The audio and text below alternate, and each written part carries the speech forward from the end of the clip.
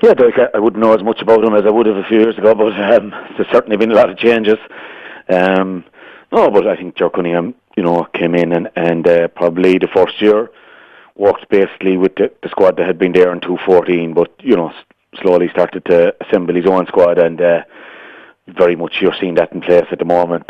Unfortunately for him now, the Kula lad's been missing would be a major blow. I'm not saying the Valley lad's been missing for Clare is not a major blow. Of course, there's missing the likes of Tony and these fellas are playing so well, but no, for them it's a huge loss because there'll definitely be 5 or 6 starters, I'd say. So it's been tough on them. They got a great result in Cork, and they hurled fairly well now Saturday night. I got to see their games now as I was covering them. So the first night was terrible. Really good against Cork, and then Midland the last night, I suppose. So he'll want somewhere more like the Cork game and near to the somewhere between the Waterford game and the Cork game he'll be hoping for on Sunday, I suppose. But he'll know it's a tough challenge coming away from home as well, and probably needs a result. Both sides needs a result at this stage, I suppose. So he has Kilkenny in the last match as well, and they could be desperate for a result. So yeah, look.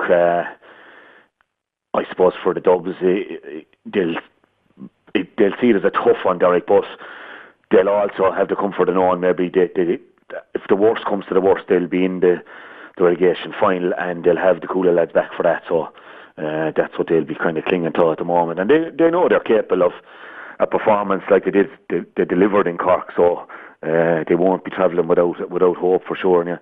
Yeah, and from a Clare point of view then, Anthony, it was strange. In many ways, I suppose we've been used to coming out of Thurles sad on too many occasions maybe, but the management seemed to be somewhat happy enough with the performance that was in that defeat to Tip last week. Yeah, like, that there were the soundings afterwards anyway. I don't know, like any day I'd be losing the Tip, I wouldn't be overly happy, but no, look, obviously the lads are in that kind of a honeymoon zone where they're experimenting and there's lads back on the panel and they're missing the Balliol lads as well then as that, so they're trying to come up with different ways of system and a couple of blows as well. Like Conor Ryan is a huge blow, I think, but David Mack now coming back and he might even see action now the weekend, and Conor McGrath I believe is getting there all the time, like mightn't see much league, but we've him to look forward to, and how many of the Balliol lads, so there could be 4 or 5 of them pushing for their place. There'll probably be 3 for sure, 4 maybe. So yeah, look, we've still only 2 points after 3 games, and while you want to experiment, you want to be kind of safe as well. So I think it's imperative. I think Cork sort of took their eye off the ball a bit against Dublin after the first night.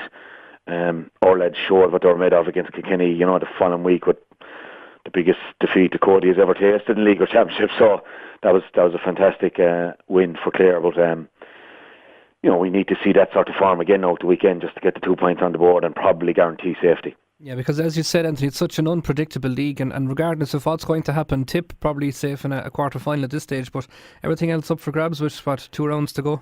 Yeah, and head-to-heads can come into play as well, and we know we've lost to Cork, so if you could be beating Dublin, you're probably guaranteeing they'll stay below you then they'll come the last day, so and you'll be hoping Kilkenny's results, that Tip wouldn't ease up on them in any way on Saturday the way they've been hurling, and that they'll go out with their strongest team.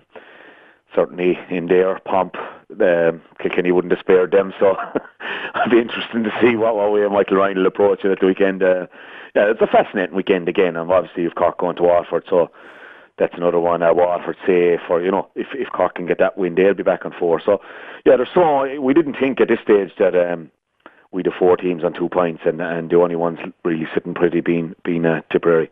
Yeah, home advantage, massive. Anthony, I know that you spoke in your book as well about the Dublin players' reaction for that qualifier in 2012, that they almost felt the crowd in on top of them the way the park is designed, and it can often be such an advantage for Clare. It is. It's a great stadium in terms of atmosphere. We'd often maybe like to see better facilities at times, and who knows if we're going to get a Super 8 in hurling or a Super 6 or whatever, that we'll need a stadium that's going to cater for a bigger crowd, but yeah, the park's a great place, nothing but fond memories there, to be honest with you, overall, Derek.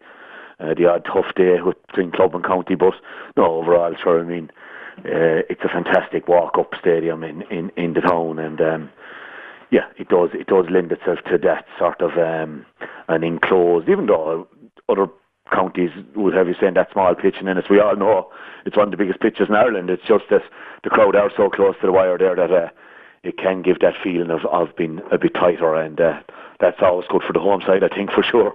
Yeah, is it going to be a Clare win Sunday, do you think, Anthony? I think it will, Derek. Yeah, I do. I think the boys probably did go to Thurles, and all the soundings were that they were going to experiment and have a look at maybe a system of playing, minus Tony Kelly and that kind of thing. But I think they know now on Sunday there'll be a bit of pressure on if they don't deliver a win. So yeah, I expect there to be just a little bit more of a ruthless approach going into this one, and I think that should suffice. The Dubs, decent. Like, you have to look at the way O'Donnell is playing full back, outstanding. Rush has been outstanding, and then Eamon Dillon and Ryan O'Dwyer leading the attack. So yeah, look at you can't take anything for granted. But I think if Clare have the ruthless mode on, they will get the 2 points. It'll be a battle though, because Dublin will be encouraged, as I said, over the last two rounds of the league, that they played well. At least they didn't perform first night, they did the last two, so they'll be saying, look, let's go to Innis and bring a performance and see where that takes us. But I expect that Clare's need for the 2 points will see that, as I said, that little bit of ruthlessness that you need to make sure the wins on these days.